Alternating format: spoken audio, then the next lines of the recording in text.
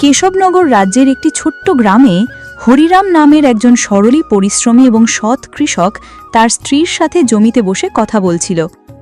দেখো, আমাদের ফসল এই বছর খুব ভালো হবে, কারণ আমার পরিশ্রমের পাশাপাশি আমার জমিতে তোমার পরিশ্রমের ঘামও মিশে আছে অর্চনা। না, সারা গ্রামে শুধু তুমিই পরিশ্রমী এবং সৎ। তোমার জমি কম, কিন্তু তোমার হৃদয় অনেক বড়। কিছুক্ষণ পর স্বামী স্ত্রী দুজনেই বাড়ি চলে গেল। আমি তোমাকে একটা কথা বলতে ভুলেই গিয়েছিলাম, বাড়িতে কাঠ শেষ হয়ে গেছে। চিন্তা করো না, আমি কাল সকালে সবার আগে জঙ্গলে কাঠ কাটতে যাব। ঠিক আছে, চলো এখন।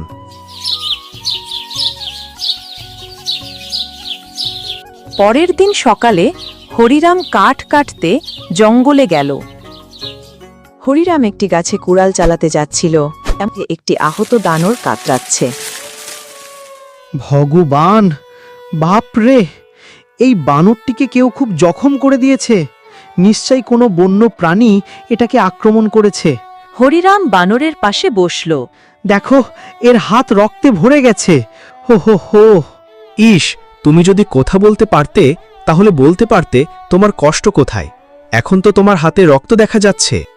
তুমি কে আর বানরের সাথে কি কথা বলছো? প্রণাম সাধু মহারাজ, আমি তো শুধু কাঠ কাটতে জঙ্গলে এসেছিলাম।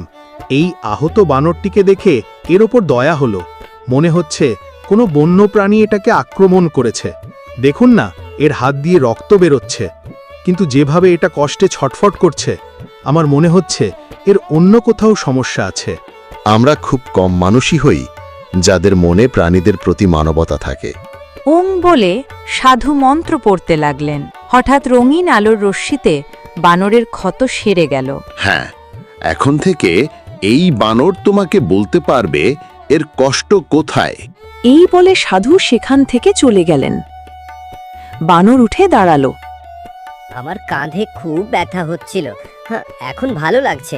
একটি সিংহ আমাকে আক্রমণ করেছিল। আমি বাঁচার জন্য অন্য গাছে লাফ দিয়েছিলাম। সিংহের নখ আমার হাতে লেগেছিল আর আমার হাত জখম হয়ে গিয়েছিল।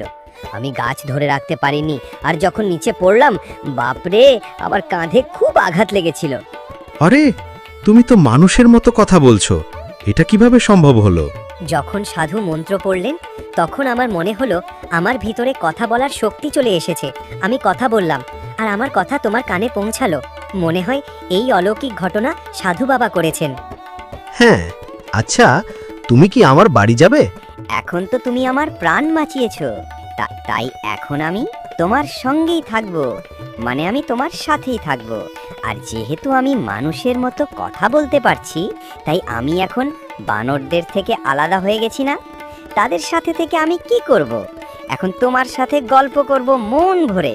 চলো, তুমি আমার একটা নতুন নামও দিতে পারো। বলো বলো, আমার কি নাম রাখবে? তুমি খুব মজার কথা বলছো। চলো, ঠিক আছে, আমি তোমাকে এখন থেকে গোলু বলে ডাকবো। কি? এটা কি নাম? ভালো নাম তো? হ্যাঁ, ভালো নাম। চলো, বাড়ি যাই। অরে, তুমি জঙ্গল থেকে বানরকে ধরে এনেছো কেন? হরিরাম পুরো ঘটনা অর্চনাকে বলল। কি সত্যি বানর কথা বলতে পারে? তুমি নিজেই জিজ্ঞেস করো। তোমার নাম কি? আমার নাম গোলু। হরিরাম আমার প্রাণ বাঁচিয়েছে, আর এখন আমি তার সঙ্গী। সঙ্গী কি? এখন তো আমি তোমাদের পরিবারের অংশ। অর্চনা হয়ে গেল। সময় কেটে যেতে লাগল। গোলুর উপস্থিতিতে বাড়িতে নতুন জীবন এসে গেল। ধীরে ধীরে গোলু অর্চনার কাজে হাত বাড়াতে লাগল। গোলু এখন হরিরামের সত্যিকারের সঙ্গী হয়ে গেছে। হরিরাম দাদা, এখন আমি তোমার সাথে জমিতে যাব। বাড়িতে বসে বসে কি করব? আমার ভালো লাগে না। অরে গোলু, ক্ষেতের কাজ সহজ নয়, অনেক পরিশ্রম লাগে। তুমি সেখানে কি করবে? আরে, কি আর করব, আমিও তোমার সাথে পরিশ্রম করব। আর কি, আমাকে কম পরিশ্রমী মনে করছো নাকি? আমার শুধু ভয় এই যে গ্রামের লোকেরা তোমাকে কথা বলতে দেখলে কে জানে কি ভাববে। কিন্তু যখন আমি প্রথম তোমার সাথে কথা বলেছিলাম, তুমি কি ভয় পেয়েছিলে? বলো। দেখো গোলু, আমি দুনিয়া চিনি। সবাই আমার মতো নয় যে তোমাকে বুঝবে। ওহো, আমার দুনিয়ার সাথে কি সম্পর্ক? আমার তো শুধু তোমার সঙ্গেই থাকা। আমার মানে আমি শুধু তোমারই, কারণ আমি তোমার সাথী। হরিরাম মুচকি হাসল।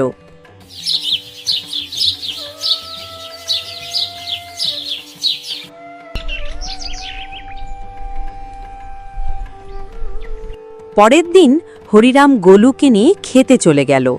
কিছুদিনের মধ্যেই গোলু কৃষিকাজের সব কিছু শিখে ফেলল।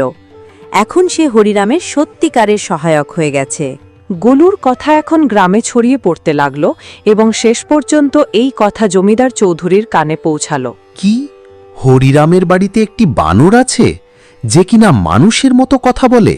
এটা কি সত্যি? হ্যাঁ জমিদার সাহেব, আমি নিজে দেখেছি। আমি তো তাকে কথা বলতে শুনেছিও। প্রথমবার শুনে আমি ভয় পেয়ে গিয়েছিলাম। এর চেয়ে মজার ব্যবসা আর হয় না। ওই বানরকে যদি আমরা জমিদারির মেলায় দেখিয়ে টিকিট বিক্রি করি তাহলে মোটা অঙ্কের টাকা পাবো। কি বলিস? তাহলে তো সোনার পাহাড় চলে আসবে। কিন্তু হরিরাম ওই বানরকে ছাড়বে? হরিরামের জমিটা তো আমার চাই। এবার আমার হাতে সুযোগ এসেছে। দাদা, আজ গায়ের লোকগুলো আমাকে দেখে আজবভাবে তাকাচ্ছে। জমিদারের লোকজন গায়ে গুজব ছড়াচ্ছে। তুমি বাড়িতেই থাকো কিছুদিন। না, আমি তোমার সাথে জমিতে আসব, কেউ কিছু করলেও। হঠাৎ ভীমা ও দুই গুন্ডা সেখানে উপস্থিত। হরিরাম, জমিদার সাহেব গোলুকে তার বাড়িতে নিমন্ত্রণ করেছেন। গোলু আমার পরিবার, তাকে কেউ ছুঁতে পারবে না। পালাও এখান থেকে, নইলে আছড়ে দেব। 3 দিন সময় দিলাম, না হয় জমি থেকে উচ্ছেদ করব।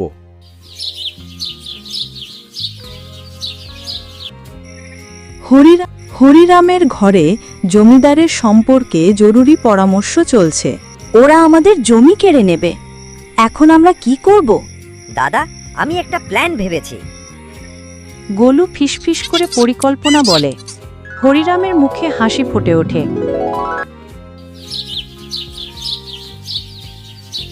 জমিদারের বাড়ির সামনে মেলা। জমিদার ভীমাকে ধমক দিচ্ছে। হরিরাম আসেনি, তোরা গোলুকে ধরে আনতে পারলি না? হুজুর, ওরা দুজন আসছে।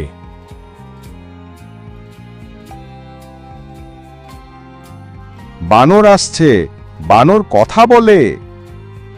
আমাকে এখানে জোর করে আনা হয়েছে। আমি আসতে না চাইলে জমিদার আমার ওপর অত্যাচার করেছে। কি? জমিদার একটা বানরের উপরে অত্যাচার করেছে? এটা মেনে নেওয়া যায় না। জমিদার ভয় পেয়ে যায়। তখন জনতা মিলে জমিদার এবং তার সাঙ্গপাঙ্গদের